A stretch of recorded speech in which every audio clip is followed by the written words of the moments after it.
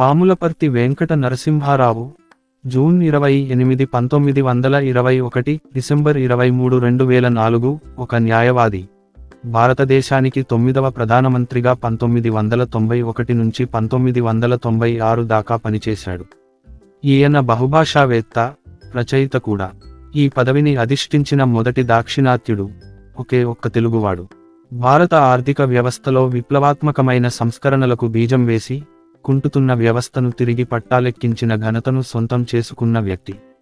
అదే సమయంలో దేశ లౌకిక విధానమునకు సంబంధించిన బాబ్రీ మసీదు కూల్చివేత కూడా ఆయన ప్రధానమంత్రిగా ఉన్నప్పుడు జరిగింది. 1957లో శాసనసభ్యుడిగా రాజకీయ జీవితం ఆరంభించిన పి.వి. రాష్ట్రమంత్రిగా, ముఖ్యమంత్రిగానే కాకుండా కేంద్ర రాజకీయాలలో కూడా ప్రవేశించి ప్రధానమంత్రి పదవిని చేపట్టాడు. కాంగ్రెస్ నేతృత్వంలో తగిన సంఖ్యాబలం లేని మైనారిటీ ప్రభుత్వాన్ని పూర్తికాలం పాటు నడిపించడం ఆయన ఘనకార్యం. కేంద్ర ప్రభుత్వం పి.వి. నరసింహరావుకు భారతరత్న పురస్కారాన్ని 2024 ఫిబ్రవరి 9న ప్రకటించింది. తొలి జీవితం తెలంగాణలోని వరంగల్ జిల్లా నర్సంపేట మండలం లక్నేపల్లి గ్రామంలో 1921 జూన్ 28న రుక్నాబాయి, సీతారామరావు దంపతులకు పి.వి. జన్మించాడు. వరంగల్లు జిల్లాలోనే ప్రాథమిక విద్య మొదలుపెట్టాడు. తరువాత పూర్వపు కరీంనగర్ జిల్లా భీమదేవరపల్లి మండలం వంగర గ్రామానికి చెందిన పాములపర్తి రంగారావు, రుక్మిణమ్మలు అతనిని దత్తత తీసుకోవడంతో అప్పటి నుండి పాములపర్తి వెంకట నరసింహారావు అయ్యాడు. 1938లోనే హైదరాబాదు రాష్ట్ర కాంగ్రెసు పార్టీలో చేరి నిజాము ప్రభుత్వ నిషేధాన్ని ధిక్కరిస్తూ వందేమాతరం గేయాన్ని పాడాడు. దీంతో తాను చదువుకుంటున్న ఉస్మానియా విశ్వవిద్యాలయం నుండి అతనును బహిష్కరించారు.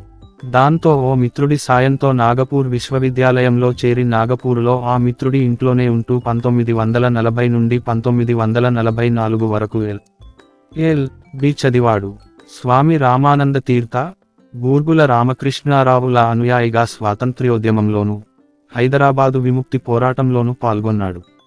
బూర్గుల శిష్యుడిగా కాంగ్రెసు పార్టీలో చేరి అప్పటి యువ కాంగ్రెసు నాయకులు మర్రి చెన్నారెడ్డి, శంకరరావు చవాన్, వీరేంద్ర పాటిల్లతో కలిసి పనిచేశాడు. 1951లో అఖిల భారత కాంగ్రెసు కమిటీలో సభ్యుడిగా స్థానం పొందాడు.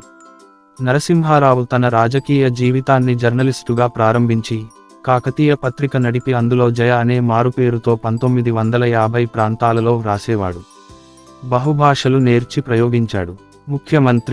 ముఖ్యమంత్రిగా పి.వి. రికార్డు ఘనమైనదేమీ కాదు. పీఠం ఎక్కగానే పార్టీలో అసమ్మతి తలెత్తింది. ఈ విషయమై అధిష్టానంతో చర్చించేందుకు ఢిల్లీ, హైదరాబాదుల మధ్య తిరగడంతోటే సరిపోయేది. తాను ముఖ్యమంత్రిగా ఉండగా భూసంస్కరణలను అమలుపరచేందుకు చర్యలు తీసుకున్నాడు. ఇందువలన భూస్వామ్య వర్గాలు తిరగబడ్డాయి. పట్టణ భూ గరిష్ట పరిమితి చట్టం తెచ్చింది కూడా పి.వి.ఏ. 1972లో పి.వి. ముఖ్యమంత్రిగా ఉన్నప్పుడు శాసనసభ ఎన్నికలలో 70% వెనుకబడిన వారికిచ్చి చరిత్ర సృష్టించాడు. రాష్ట్ర ప్రధాన కార్యదర్శి ముఖ్యమంత్రితో మాట్లాడాలంటే హైదరాబాదులో కంటే ఢిల్లీలోనే ఎక్కువ వీలు కుదిరేదని ఒక రాజకీయ పరిశీలకుడు వ్యాఖ్యానించాడు. ఆ సమయంలోనే ముల్కీ నిబంధనలపై సుప్రీంకోర్టు ఇచ్చిన తీర్పుతో ఆందోళన చెందిన కోస్తా, రాయలసీమ నాయకులు ప్రత్యేక ఆంధ్ర రాష్ట్రం కోరుతూ జై ఆంధ్ర ఉద్యమం చేపట్టారు. పి.వి.ని తెలంగాణ నాయకుల పక్షపాతిగా ఆంధ్ర, రాయలసీమ నాయకులు ఆరోపించారు. ఉద్యమంలో భాగంగా ఆ ప్రాంత మంత్రులలో చాలామంది రాజీనామా చేశారు.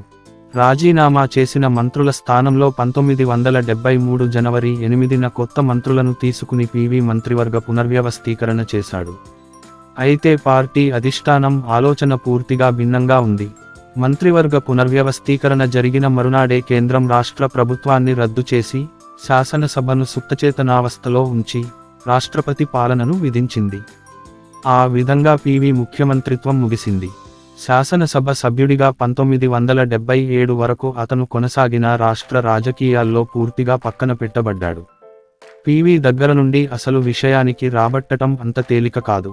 కారణం లౌక్యం అంతా ఉపయోగించేవాడు. ఆగ్రహాన్ని దాచేవాడని ప్రముఖ పాత్రికేయుడు ఇన్నయ్య అతని గురించి వ్రాశాడు. శాసనసభలో, లోక్సభలో బాగా సిద్ధపడి వచ్చి మాట్లాడేవాడు. ప్రశ్నలకు సమాధానం చెప్పేవాడు. పి.వి. విజయాలు.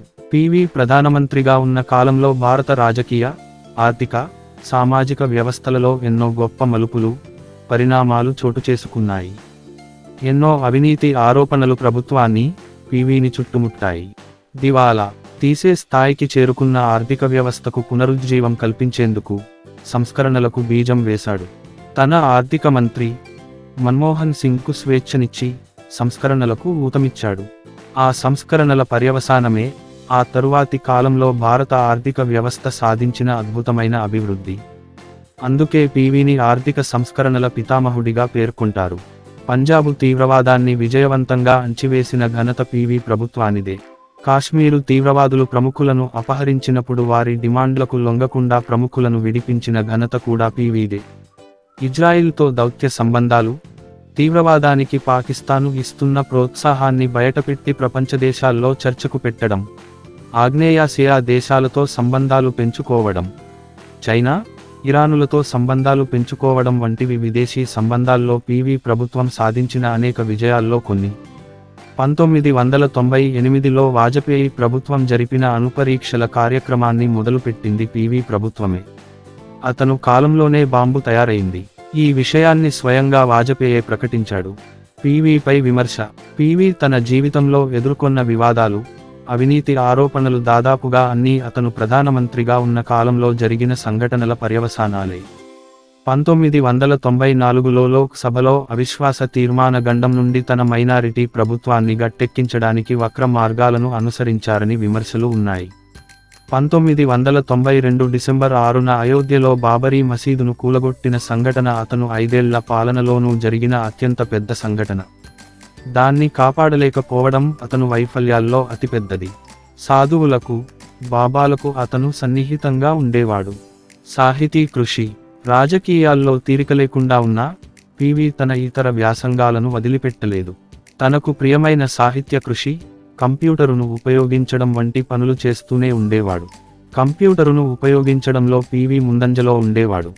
అతను చేసిన సాహిత్య కృషికి గుర్తింపుగా సాహిత్య అకాడమీ పురస్కారాన్ని కూడా అందుకున్నాడు. అతను రచనల్లో ప్రఖ్యాతి చెందినది ఇన్సైడర్ అనే అతను ఆత్మకథ. లోపలి మనిషిగా ఇది తెలుగులోకి అనువాదమైంది. నరసింహారావు బహుభాషా కోవిదుడు. ఇంగ్లీషు, హిందీయే కాక అనేక దక్షిణాది భాషలు, మొత్తం 17 భాషలు వచ్చు. కోబాల్, బేసిక్, యునిక్స్ ప్రోగ్రామింగ్ వంటి మెషీను భాషలలో కూడా ప్రవేశం ఉంది. వ్యక్తిగత జీవితం. నరసింహారావు సత్యమ్మరావును వివాహం చేసుకున్నాడు. సత్యమ్మరావు 1970 జూలై 1న మరణించింది. వారికి 3 కుమారులు, 5 కుమార్తెలు ఉన్నారు. పెద్ద కుమారుడు పి.వి. రంగారావు, మాజీ ముఖ్యమంత్రి కోట్ల విజయ భాస్కర రెడ్డి మంత్రివర్గంలో విద్యామంత్రిగా, వరంగల్ జిల్లాలోని హనమకొండ అసెంబ్లీ నియోజకవర్గం నుండి ఎమ్మెల్యేగా 2 పర్యాయాలు పనిచేశాడు. రెండవ కుమారుడు పి.వి. రాజేశ్వర్ రావు, సికింద్రాబాదు లోకసభ నియోజకవర్గం నుండి 11వ లోకసభ, 1996 మే 15, 1997 డిసెంబర్ 4 పార్లమెంటు సభ్యుడిగా ఉన్నాడు. కూతురు సురభివాణి దేవి చిత్రకారినిగా, విద్యావేత్తగా, సామాజిక కార్యకర్తగా పనిచేస్తున్నది. 2021 మార్చిలో జరిగిన మహబూబ్నగర్, రంగారెడ్డి, హైదరాబాద్ పట్టభద్రుల ఎమ్మెల్సీగా గెలుపొందింది. మరణం. తన ఆత్మకథ 2వ భాగం వ్రాసే ఉద్దేశం అతనుకు ఉండేది. ఆ కార్యం నెరవేరకుండానే 2004 డిసెంబర్ 23న పి.వి. నరసింహారావు కన్నుమూశాడు. పి.వి. నరసింహారావు స్మృత్యర్థం హైదరాబాదులో భారతదేశంలోనే అతిపెద్ద ఫ్లైఓవర్కు పి.వి. నరసింహారావు ఎక్స్ప్రెస్ వే అని పేరు పెట్టారు. ఇది 2009 అక్టోబరు 19న ప్రారంభం అయింది. దీనిని మెహదీపట్నం నుంచి ఆరాంగర్ వరకు నిర్మించారు. శంషాబాద్ విమానాశ్రయం ప్రయాణీకులను దృష్టిలో ఉంచుకొని దీనిని నిర్మించారు. పుస్తకాలు. పివి జీవిత చరిత్రపై హాఫ్ లయన్ అనే పుస్తకం వినయ్ సీతాపతి రాశాడు. ఇది 2016లో విడుదలైంది. జైరాం రమేష్ రచించిన టు ద బ్రింక్ మరియు బ్యాక్ ఇండియాస్ 1991 స్టోరీలో ప్రధానంగా భారతదేశ ఆర్థిక సంస్కరణలు నరసింహారావు నేతృత్వంలో ఎలా రూపుదిద్దుకున్నాయో చర్చింపబడింది. పివి నిర్వహించిన పదవులు మారి ఆనో